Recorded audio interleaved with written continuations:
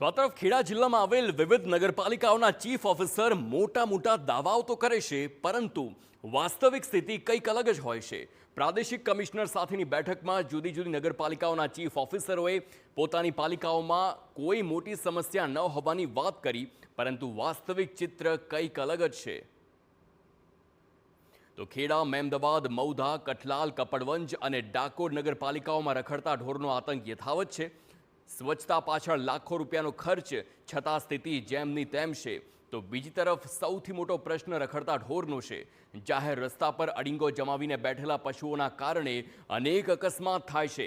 કેટલાય લોકો ઢોરના ત્રાસથી ઇજાગ્રસ્ત બને છે, પરંતુ કોઈ નક્કર કાર્યવાહી નથી થતી।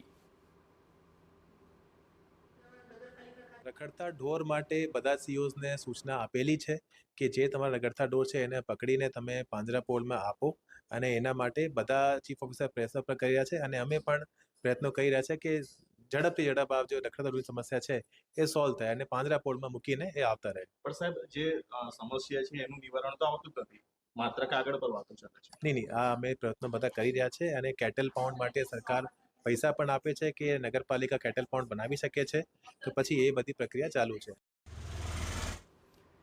ખેડા જિલ્લાના પવિત્ર યાત્રાધામ ડાકોરમાં જુદા જુદા રાજ્યોમાંથી લાખો કૃષ્ણ ભક્તો દર્શન માટે આવતા હોય છે, ત્યારે નગરપાલિકા સુવિધા આપવામાં નિષ્ફળ રહી હોય તેવું લાગે છે। ડાકોરમાં રખડતા ઢોર અને ગંદકી તેમજ પાર્કિંગની સમસ્યા અંગે નગરપાલિકાએ અવારનવાર રજૂઆત કરી છે, પણ પાલિકા તંત્ર નક્કર કામગીરી કરવામાં નિષ્ફળ રહ્યું છે।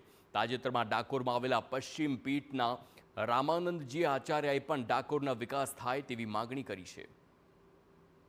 भारत के यशस्वी माननीय प्रधानमंत्री जी से मैं राजा रणछोड़ राय जी के इस भूमि से उनसे निवेदन करूंगा कि इस राजा रणछोड़ राय की भूमि का भी एक दृष्टि डाल करके स्वयं उनको दर्शन करना चाहिए, और यहाँ की स्थिति परिस्थिति का अवलोकन करते हुए यहाँ का विकास कराना चाहिए।